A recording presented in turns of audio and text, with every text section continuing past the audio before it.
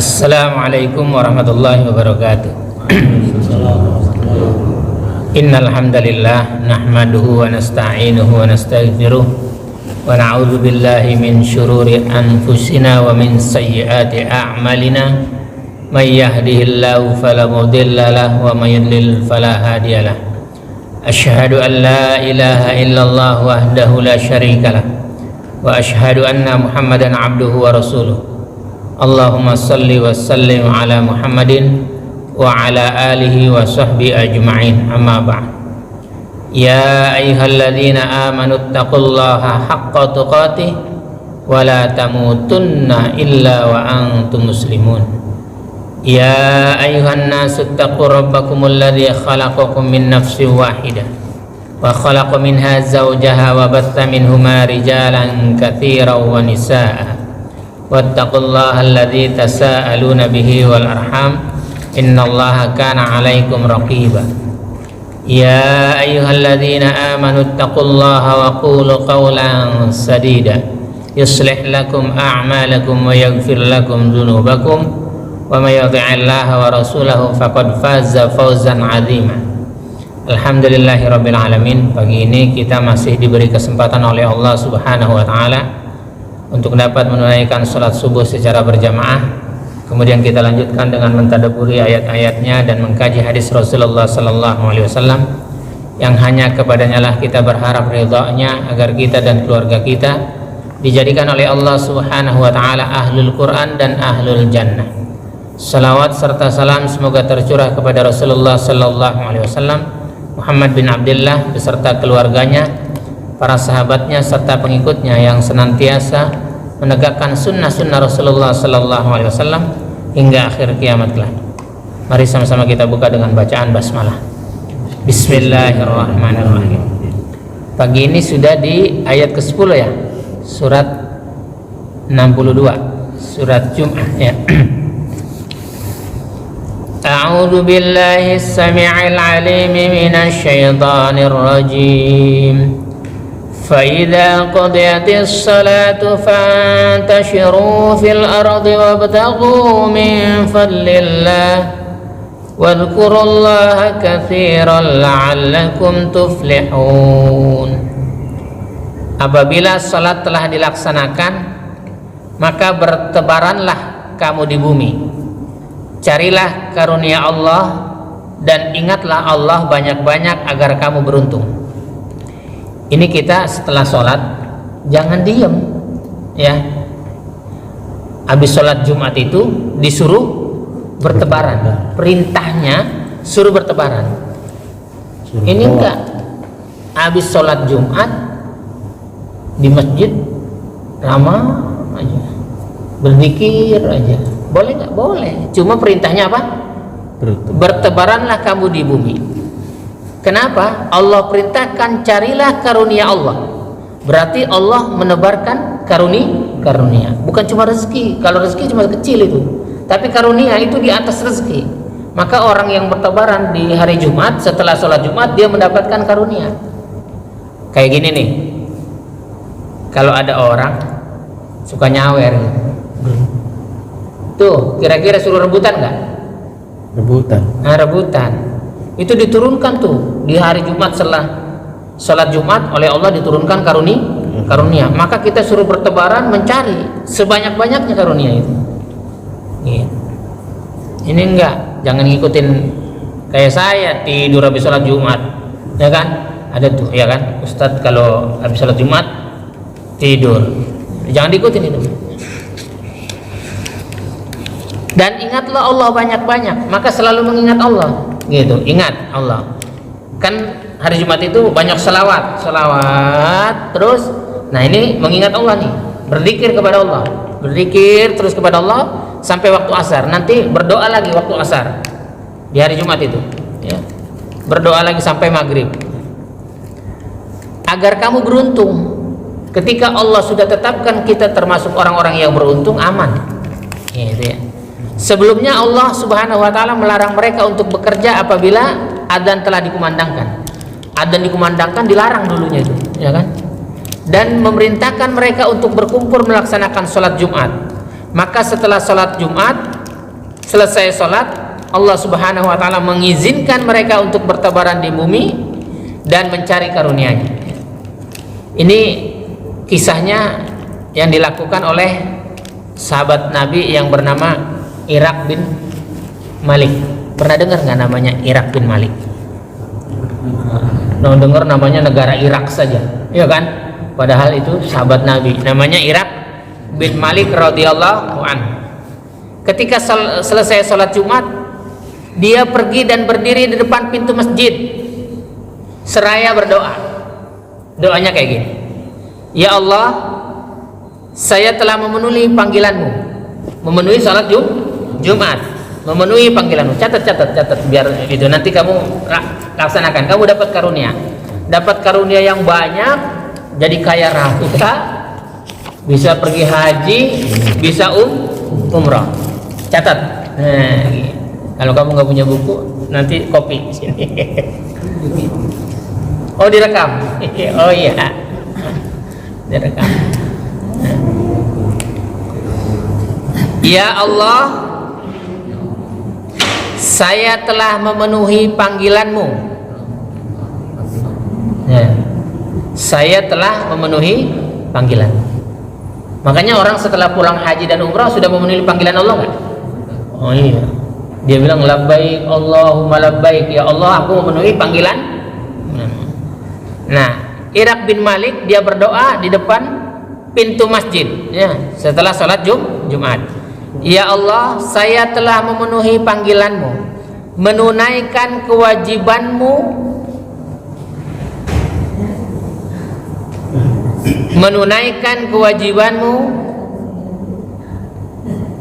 dan bertebaran untuk mencari karuniamu.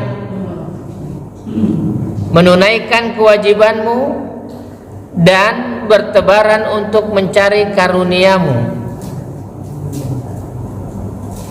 sebagaimana yang engkau perintahkan kepadaku,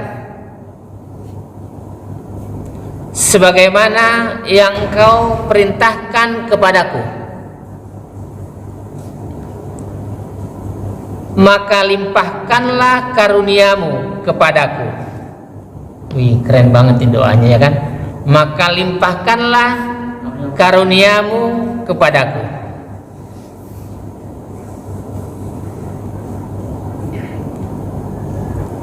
Maka limpahkanlah karuniamu kepadaku, karena engkaulah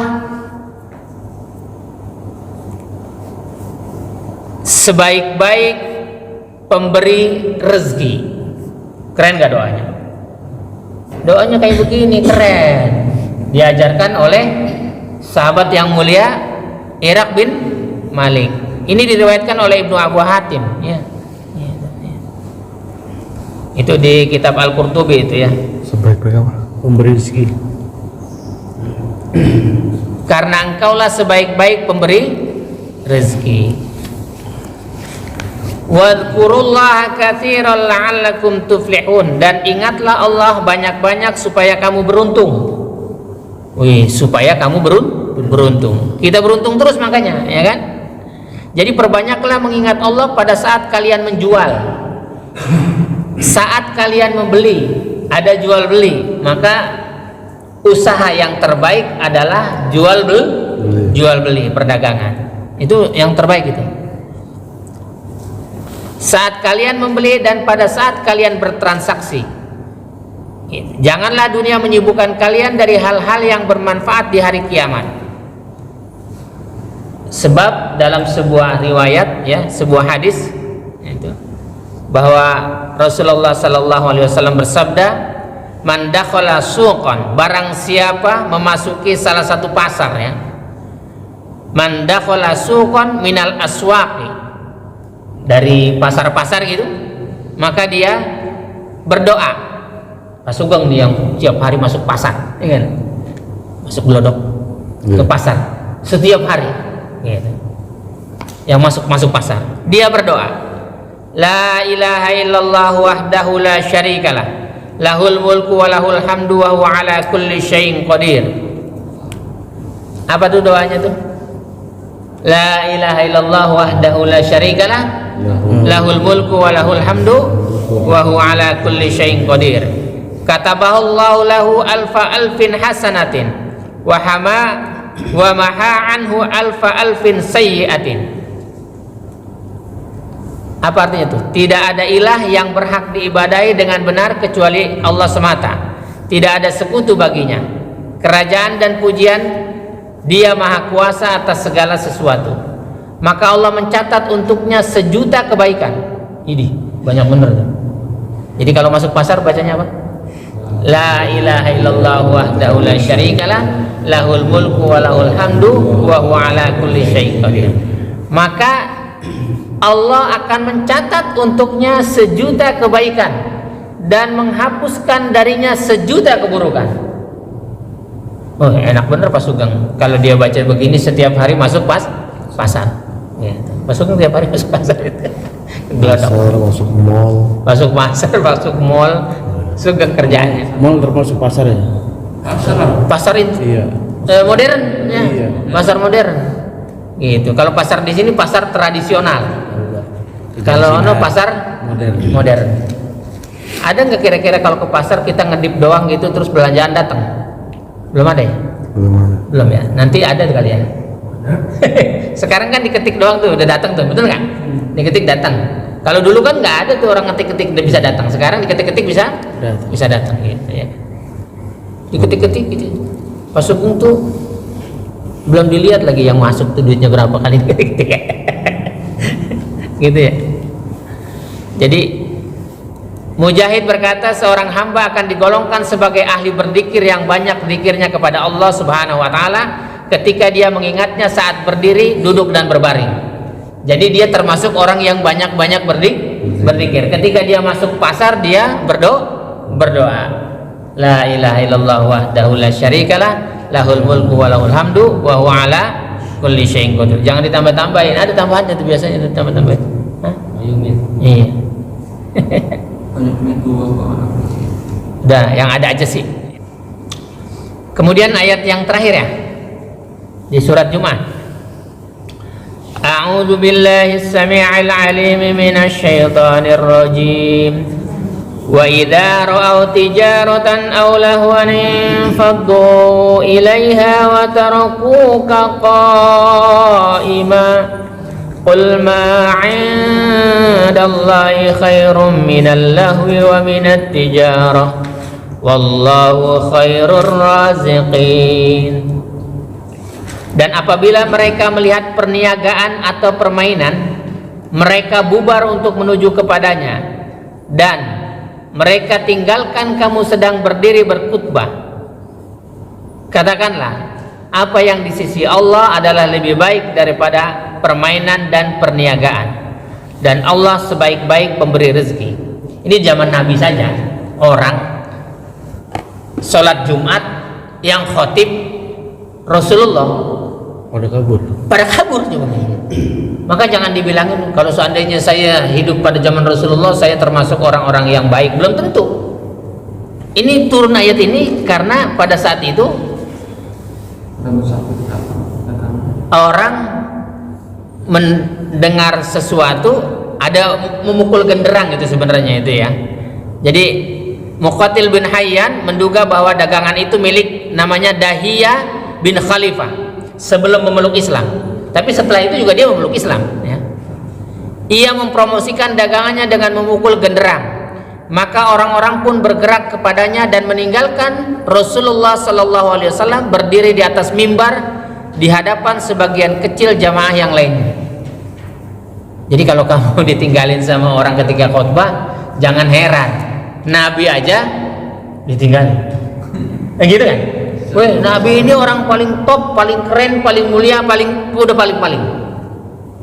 Jadi jangan sakit hati kalau kita lagi ngomong ditinggalin orang. Nabi aja begitu. Gara-gara apa sih? Gara-gara orang mempromosikan dagangannya doang. Dipukul genderang itu, dia keluar masjid. Yeah.